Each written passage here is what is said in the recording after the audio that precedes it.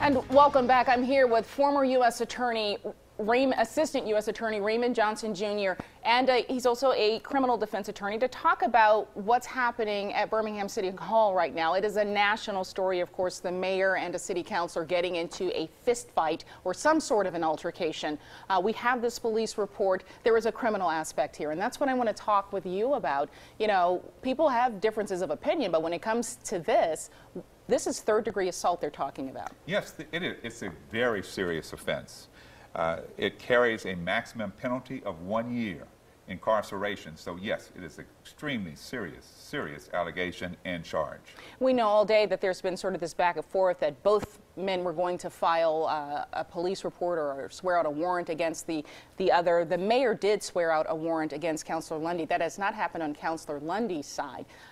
When it's one side of the story in a police report, what do you make of that?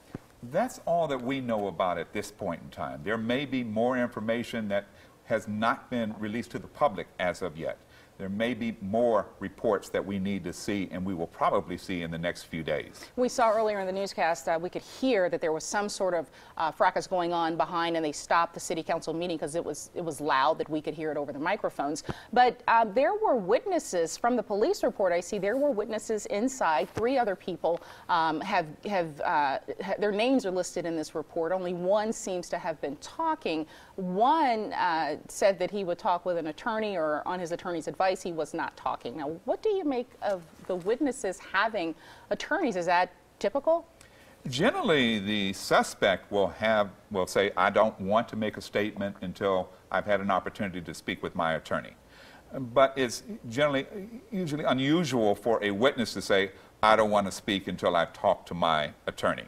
And that is a little bit confusing at this point in time. We hope there will be clarity to that, and why is that sometime tomorrow or sometime this week. Now, you've been in the city for some time. You've seen the ebbs and flows of city government. Just your reflection on what this is. We saw the police chief talking about, you know, this doesn't reflect good for our city at all.